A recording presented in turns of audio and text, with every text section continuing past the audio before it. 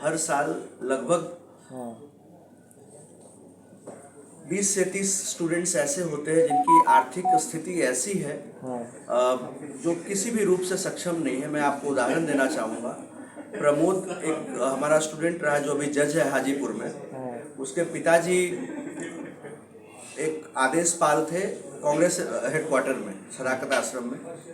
और वो जब हमारे पास आया था उसकी आर्थिक स्थिति बहुत खराब थी। हमने फ्री में पढ़ाया था प्रो बोनो।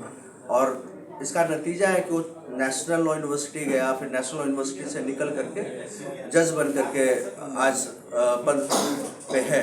और ऐसे बहुत सारे एग्जाम्पल्स हैं जो मैं आपको दे सकता हूँ, जो कि बिल्कुल मुख्य धारा में नहीं थे, पिछले पंक्ति में खड़े थे।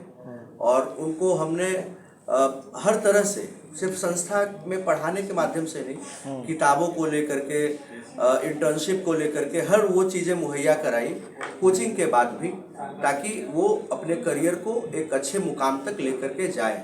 और इसी के कारण से फर्स्ट अटेम्प्ट में persons like Pramod, persons like Sanjeev, Kamlesh, there are several Arwaz, they all qualified and they became judges right now नई there. पीढ़ी के युवाओं को कैसे जोड़ेंगे आप, कैसे देखते हैं? युवा जो है और खास करके लॉ में India, you all know that कि इंडिया सबसे, भारत पूरे विश्व में सब पद पे है। और ऐसे बहुत सारे एग्जाम्पल्स हैं जो मैं आपको दे सकता हूँ, जो कि बिल्कुल मुख्य धारा में नहीं थे, पिछले पंक्ति में खड़े थे। और उनको हमने हर तरह से, सिर्फ संस्था में पढ़ाने के माध्यम से नहीं, किताबों को लेकर के, इंटर्नशिप को लेकर के हर वो चीज़ें मुहैया कराई कोचिंग के बाद भी, ताकि वो अपने करियर को एक अच्छे मुकाम तक लेकर के जाए।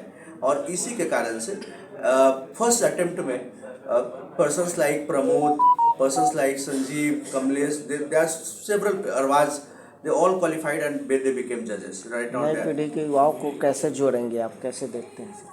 युवा जो है और खास करके लॉ में India, you all know that कि इंडिया सबसे, भारत पूरे विश्व में सबसे युवा देश है। और अगर लॉ फील्ड की बात करें तो पहले ग्रेजुएशन के बाद लोग जाते थे, तो एक मतलब वो उतना चार्म नहीं था, क्योंकि कॉर्पोरेट इसमें नहीं आया था। लोग प्रैक्टिस से भागते थे, उनको लगता था कि इसमें बहुत मेहनत करनी पड़ेगी तभी आगे जा पाएंगे। और फर्स्ट जनरेशन लॉयर के लिए बहुत डिफिकल्ट होता था।